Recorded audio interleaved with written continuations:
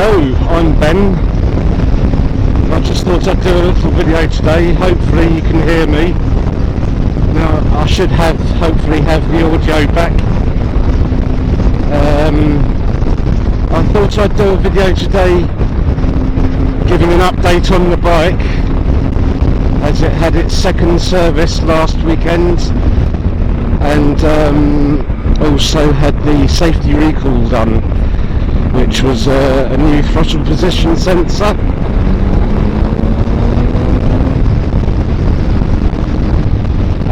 And a remap as well to coincide with that. I have to say it's running a lot better, not so rich now.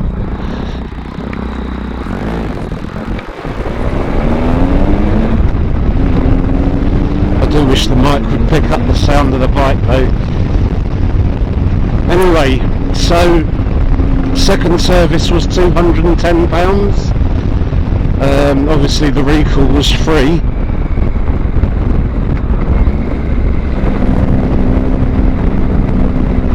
Oh, what are you doing?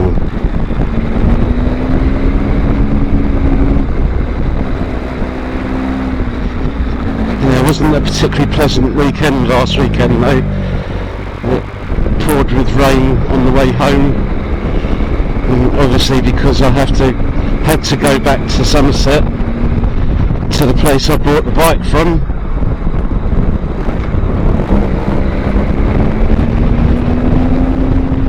In order to get the recall done. Excuse me a minute.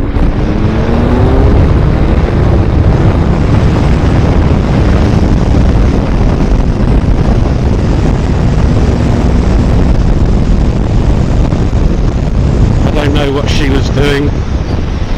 Annoying me, that was the main thing. Anyway, where was I? Yes. Yeah, it poured with rain last Saturday, so I ended up spending 5 hours riding home in the rain.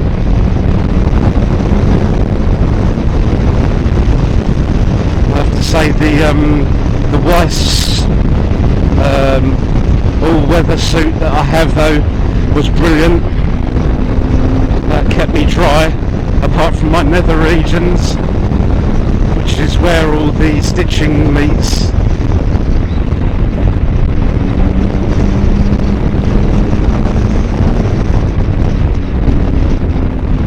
Kamikaze pigeon there.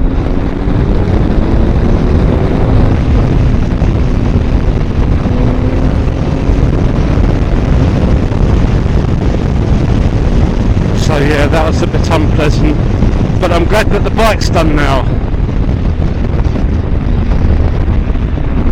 Won't need servicing again for another year.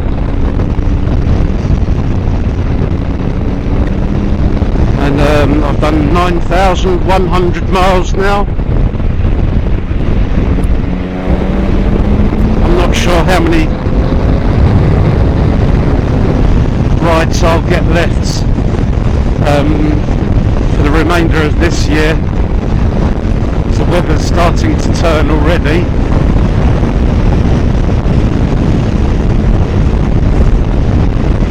But I just thought I'd give an update as to what's been going on. Obviously I had the Ritz Day a couple of weeks ago, that was great. I also went to the Parkgate picnic area bike night whilst I was visiting Mum and Dad.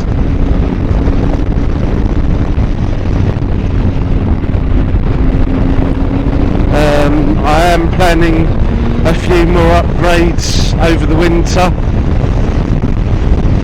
I'm not sure I will get the time, but I would very much like to paint the bike and the wheels.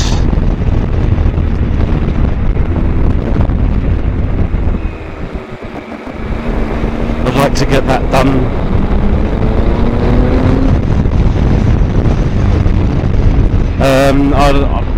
I've got my eye on a steering damper, which this bike kind of needs really,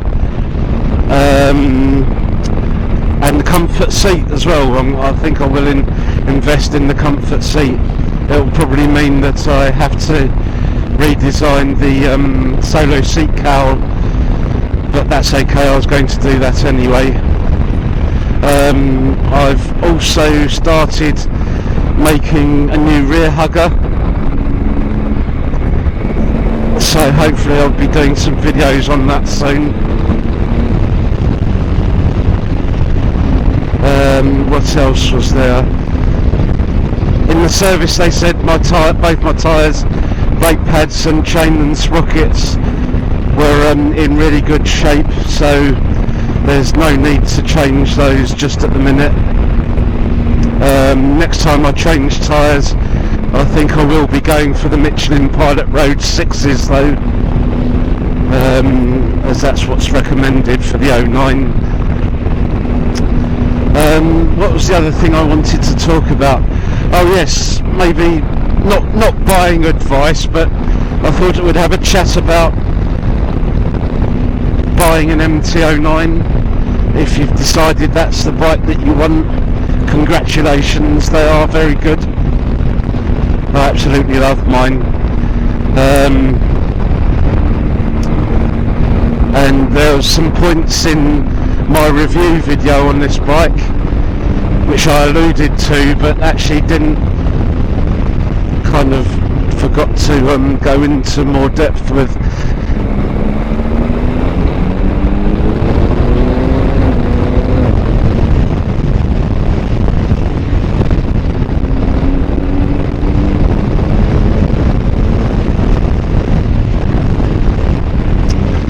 So not really comparisons, but obviously there are differences between the models, in my opinion, and it's just my opinion. I think the second generation was by far the best looking, although I do like the third generation as well. But when it comes to tech and actually rideability of the bikes, I haven't really test ridden any of the other models, although I did sit on a fourth generation, which I didn't find as comfortable as the third generation, but the fourth generation does have more kit. So if you're feeling a little bit flush and can afford new, then by all means, it's a lovely looking bike. Same frame, engine, wheels and suspension as what's underneath me here, just obviously different bodywork, a bigger screen and cruise control, but equally, you know, don't discount the older models. First generation, nice looking bike, but it doesn't really come with much kit. I think they all came with ABS, but I'm not sure if it had traction control or not. I know there are a couple of rider modes on it, but some people might prefer that. You know, it makes for a more visceral ride. I'm sure there are some gadget phobes out there.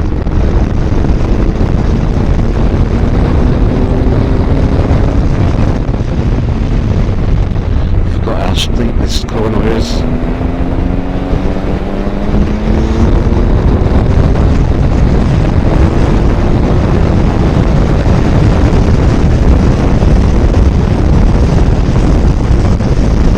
That's one reason for buying an 09. Yes, good fun. It is good fun. But as I said in my review, it's just as good at being sat on a motor. He's quite happy sat on a motorway at 70 miles an hour all day, even though it is a bit boring. So it can tour as well.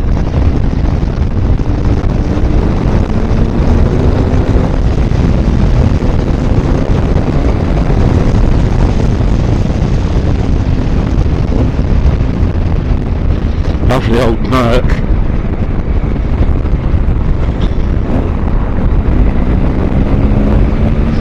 My uncle had one of those in the 80s. Bright yellow it was. with the houndstooth interior. No, it wasn't houndstooth, was it? It was more tartan, green and yellow tartan or something. Quite lurid, but a nice car nonetheless. Anyway, back to the 09, buying an MT09. So yeah, I mean the choice is yours really, but I certainly wouldn't discount the older models. I'm sure that you'll be able to find some used bargains now.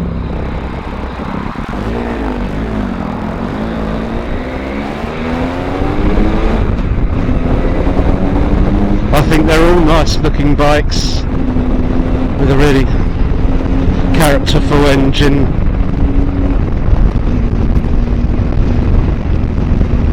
Very smooth.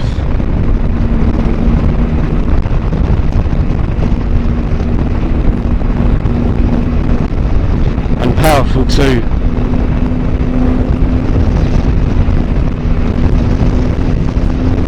I saw a video recently and the guy was doing kind of a poll on YouTube, and he asked the question, if you could have just one bike, what would you have? And he picked an old Honda VFR 800F, the old FI one, still with the gear driven cams, which I kind of agree with. Now, I've never owned one of those bikes, but I've always wanted one. I just love the sounds and the look of it as well, and I know that they're very, very good as an all-rounder. But that kind of leaves me thinking that so's the MT09. Got a smelly clutch.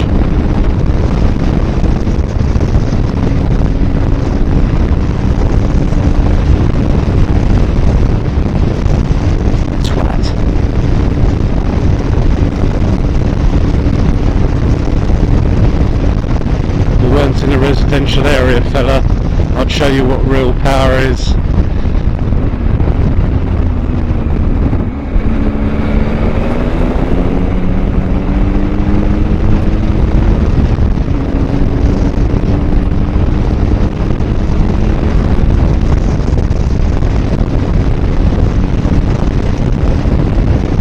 Oh bugger, I probably shouldn't have come this way. Duxford Air Show's on today. Yeah, I'm going to turn off. Sorry for my French there.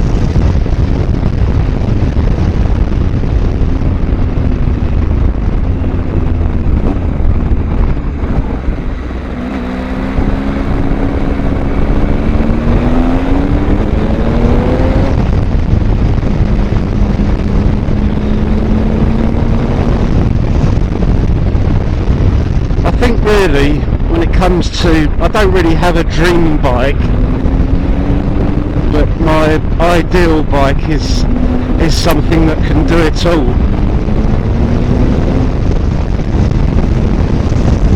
Now the problem I always had with the MT07 was that it was just too cramped. So as I've said in other videos, whilst I'm not that tall, I'm around 6 foot. I do have a 33-inch leg. I take after my dad, and he has very long legs.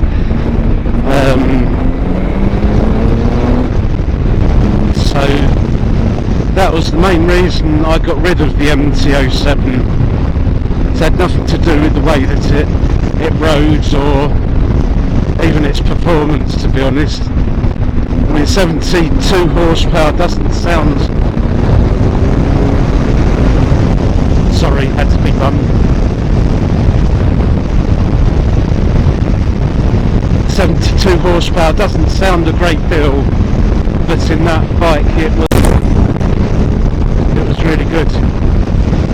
But I've chopped that in for the 09 because the legroom is just so much greater on this bike, and as it has adjustable foot pegs and things, it just adds to the usability of the bike.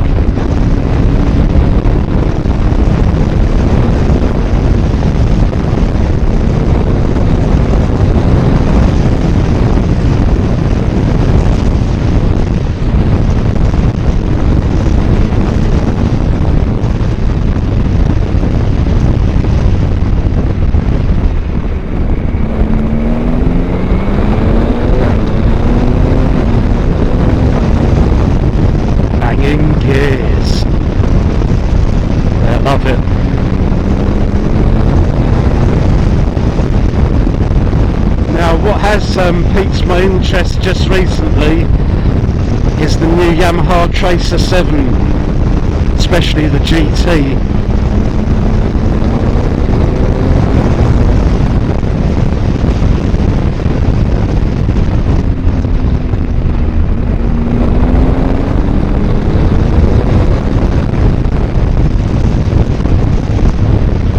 Not only does it look very nice, but it gets the same suspension as the MT09, which means that now the ride should be better. I'm not sure what the old Tracer 7 was like actually. Again, I've never had a go on one of those. I should have done really.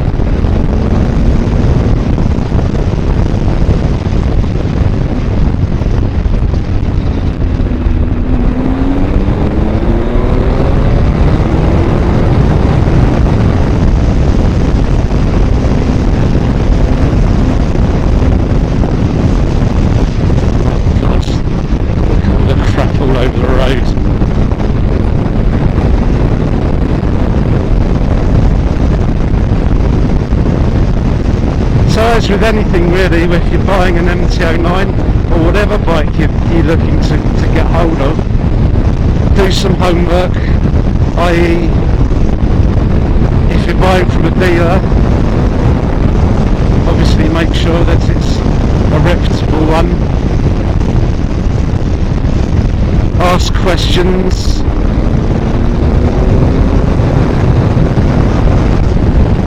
See if it's got full service history or something. Service history is always good, particularly if they've got all the original invoices.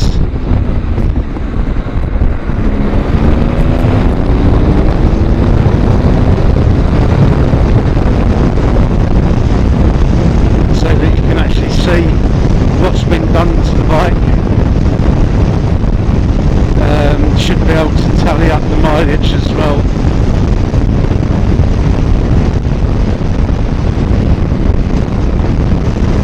So it's not just a case of going and kicking the tyres or checking tread depth, but also have a good look at the chain sprockets.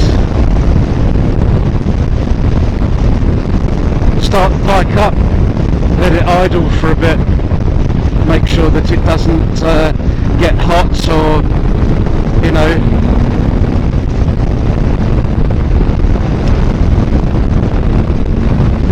anyway, whatever bike you might be buying in the near future, I wish you the very best of luck with it.